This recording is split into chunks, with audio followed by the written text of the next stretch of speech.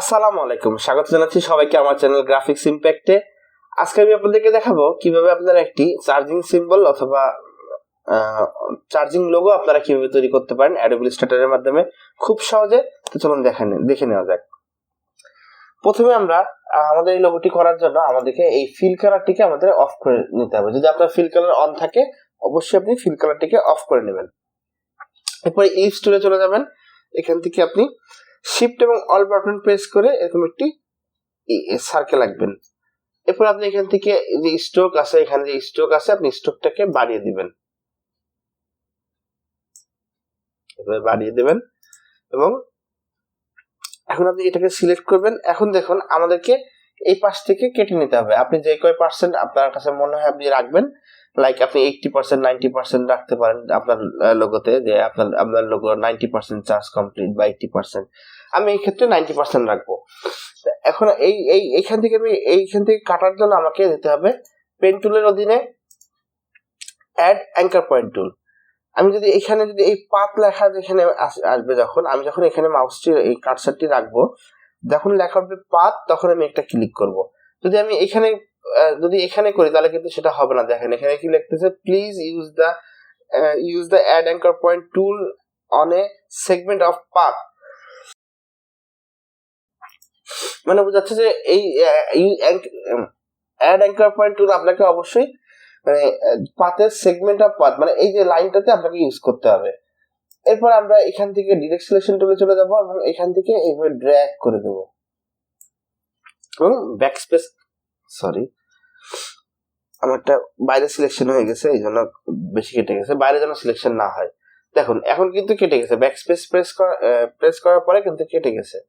এখন আমরা এটাকে এক্সপান্ড করে দেব। অবজেক্টে যাব এবং এক্সপান্ডে ক্লিক করব, এখানে যা আছে তাই ওকে করে দেব।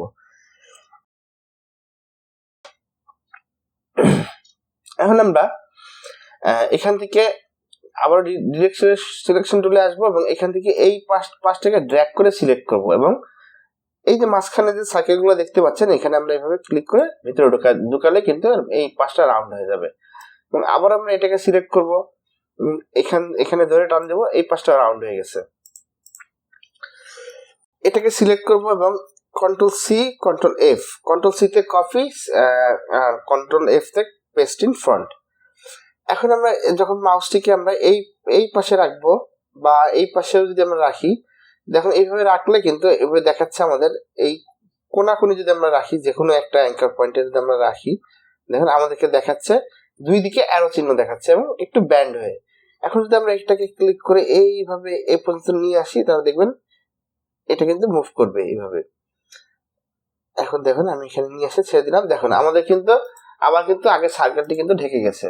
এখন আমরা এই উপরে সার্কেলটিকে সিলেক্ট করবো এবং দেখুন একটা কালার দিয়ে দিব এবং মাউসের রাইট বাটন ক্লিক করব এবং অ্যারেঞ্জ সেন্টিভ ব্যাক।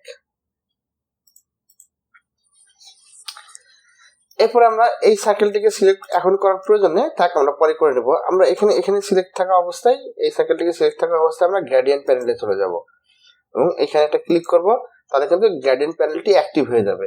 তো এখানে দেখতে পাচ্ছেন দুইটি স্লাইডার অন হয়ে গেছে, এই একটি স্লাইডার, এই একটি স্লাইডার।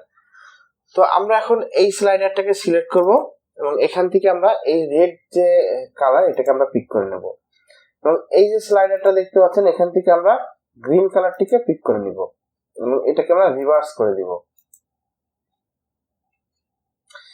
এরপর আমরা এখান থেকে আবার গ্রেডিয়েন্ট টুলে ক্লিক করব এবং এইভাবে আমরা দেখুন এইভাবে আমরা এটাকে এইভাবে নিয়ে যাব।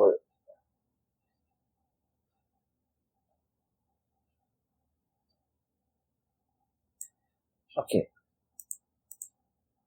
বোঝাচ্ছে যে এখন দেখেন এইখানে আমাদের আরেকটু আমাদের এইখানে দেখতে পাচ্ছেন আমাদের আমি দেখাচ্ছি যে এখানে লাল অবস্থা থেকে কিন্তু রেড জোন থেকে এটা আস্তে আস্তে গ্রিন জোনে প্রবেশ করতেছে। দেখুন এখন আমাদেরকে এখন এইখানে একটু সমস্যা আছে, এটাকে আমরা ফিক্স করতে পারবো। আমরা যদি এখান থেকে লোকেশনটা ঠিক করে দিই তাহলে কিন্তু এটা ফিক্সড হয়ে যাবে। দেখুন আমরা এখানে যে লোকেশন দেওয়া আছে -90 ডিগ্রি দিলাম, আমাদের কিন্তু এটা ফিক্স হয়ে গেছে। কিন্তু আরেকটা প্রবলেম হয়ে গেছে, এটা আবার বেশি এখানে চলে আসছে।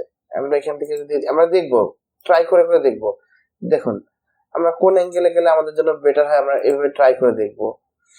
আমরা প্রত্যেকটা অ্যাঙ্গেলকে আমরা একবার করে ট্রাই করবো যে কোন অ্যাঙ্গেলটা আমাদের জন্য ভালো হয়।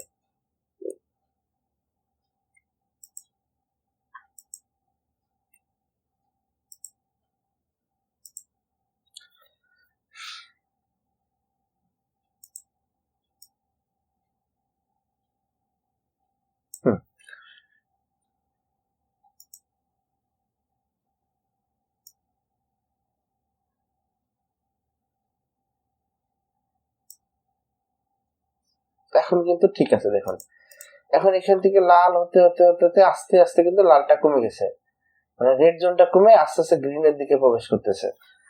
ঠিক আছে, এখন আমাদের বেসিক শেপটা কিন্তু কমপ্লিট হয়ে গেছে। এরপর আমরা একটু জুম আউট করে নেব এবং এখান থেকে আমরা টোটালটাকে সিলেক্ট করব এবং এইভাবে আমরা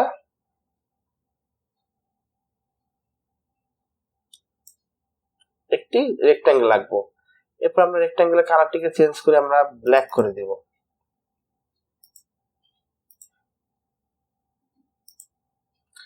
এবং এখানে সিলেক্ট থাকা অবস্থায় মাউসের রাইট বাটন ক্লিক করব, অ্যারেঞ্জ সেন্ট ইট ব্যাক। এখন কিন্তু আমরা আমাদের লোগোটার জন্য একটি ব্যাকগ্রাউন্ড কিন্তু আমরা সিলেক্ট করে নিয়েছি। এখন আমরা টোটালটাকে সিলেক্ট করব এবং ব্যাকগ্রাউন্ডের মাঝে আরেকটি ক্লিক করব। এরপর আমরা অ্যালাইন সেন্টারে চলে যাব এবং এখান থেকে যে ভার্টিক্যালি অ্যালাইন সেন্টার এখানে ক্লিক করব এবং এখানে একটা ক্লিক করব হরিজন্টালি অ্যালাইন সেন্টার। এখন কিন্তু আমাদের ডিজাইনটি একদম মাঝখানে আছে, দেখুন আমাদের ডিজাইনটি একদম পুরো আমাদের ব্যাকগ্রাউন্ডের মাঝখানে আছে। তো আমরা এটাকে দুইটাকে সিলেক্ট করব এবং কন্ট্রোল জি প্রেস করে গ্রুপ করে দিব। এবার আমরা এটাকে একটু বড় করে দিই, ওকে, বা একটু ছোট।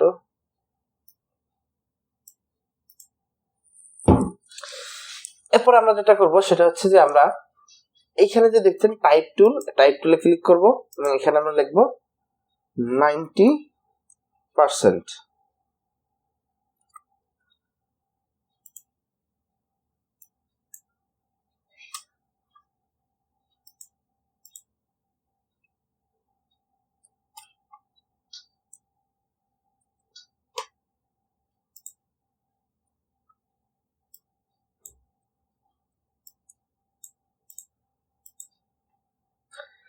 এখন এটাকে সিলেক্ট করে আমরা এখান থেকে টাইপে যাব এবং ক্রিয়েট আউটলাইন করে দিব। সবসময় যে কোনো ডিজাইন করবেন, যদি কখনো কোনো কিছু টাইপ করেন তাহলে অবশ্যই সেটাকে আউটলাইন করে দিবেন বা এক্সপ্যান্ড করে দিবেন, না হলে কিন্তু যখন আপনি এই কাজটি অন্য কাউকে দিবেন সে যখন প্রিন্ট করতে যাবে তখন কিন্তু এই প্রিন্ট করার সময় সাইজটি ছোট বড় করার জন্য কিন্তু তখন আপনার এই ফন্টটি ভেঙে যাবে।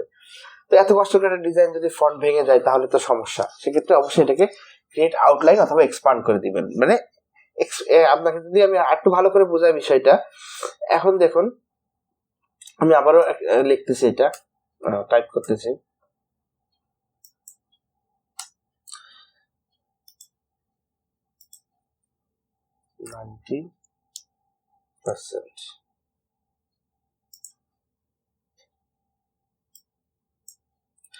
এখন যদি আমি কন্ট্রোল ওয়াই প্রেস করে আউটলাইনে যাই দেখবেন এটা কিন্তু একটা টাইপ আকারে আছে। আবার আপনি যদি এখানেও খেয়াল করেন কন্ট্রোল ওয়াই প্রেস করে আবার আউটলাইন মোড থেকে চলে আসলাম, আপনি যদি এটাকে সিলেক্ট করেন তখন এখানে দেখবেন টাইপ আকারে আছে। তো যখনই আপনি এটাকে এক্সপান্ড বা আউটলাইন করবেন, দেখুন এখন যদি কন্ট্রোল ওয়াই প্রেস করে আউটলাইন মোডে যাই, এখন দেখুন এটা কিন্তু একটা শেপে পরিণত হয়ে গেছে। দেখুন এটা কিন্তু এখন আর কিন্তু কোনো ওয়ার্ড বা এখন কোনো ফন্ট আকারে না, এটা কিন্তু এখন একটি কম্পাউন্ড পাথ বা শেপ, কম্পাউন্ড পাথ বা শেপ হিসাবে চলে আসছে। তারপর আমি কন্ট্রোল ওয়াই প্রেস করে আউটলাইন মোড থেকে বের হয়ে গেলাম। এখন যদি এটাকে সিলেক্ট করে দেখবেন এটা কিন্তু এখন একটা গ্রুপ লাগছে, গ্রুপ, ওকে। আপনি যদি এখন যদি আমি এটাকে যে কোনো গ্রেডিয়েন্ট কালার ইউজ করি, আমি কিন্তু এখানে গ্রেডিয়েন্ট কালার ইউজ করতে পারবো। কিন্তু যখন আমি এটাকে আউটলাইন বা এক্সপান্ড না করব তখন কিন্তু আমি এটাকে যদি আমি গ্রেডিয়েন্ট কালার দিতে যাই তখন কিন্তু এটা গ্রেডিয়েন্ট কালার নিবে না, ওকে। তো এটার জন্য বেস্ট কালার থেকে আমি হোয়াইট দেবো, আমার গ্রেডিয়েন্ট কালার প্রয়োজন নাই এখানে, অথবা এই কালারটাও খারাপ লাগে না, ওকে। আমরা এটাকে সিলেক্ট করব এবং এখানে নিয়ে এসে ছেড়ে দিব।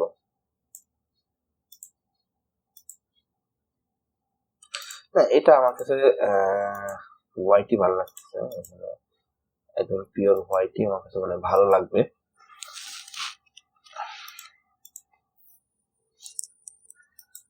এটাকে একটু অ্যালাইন করে নেব।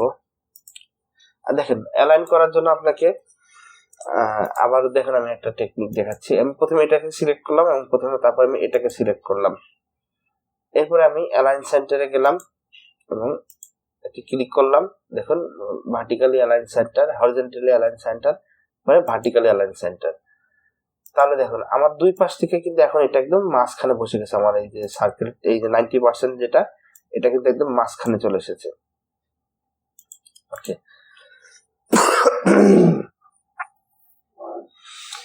এরপর আমি যেটা, এখানে কিন্তু আমার ডিজাইনটি কমপ্লিট হয়ে গেছে। দেখুন,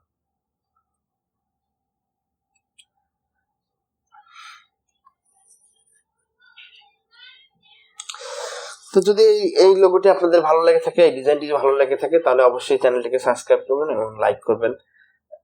খারাপ লাগলে কমেন্ট করে জানাবেন, ভালো লাগলে কমেন্ট করার প্রয়োজন নেই, তবে খারাপ লাগলে অবশ্যই কমেন্ট করে জানাবেন। যত বেশি আপনারা আমার যদি কোনো কিছু আপনাদের খারাপ লাগে, যদি আমাকে জানান, আমি সেটাকে সংশোধন করার চেষ্টা করব।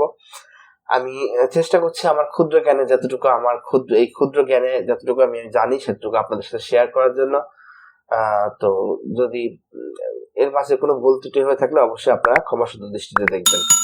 তো আজকের মতো আমার ভিডিও আমি শেষ করছি। ভালো থাকবেন সবাই, আর যারা এতক্ষণ আমার ভিডিও দেখেছেন তাদেরকে অনেক অনেক ধন্যবাদ। খুদা হাফেজ।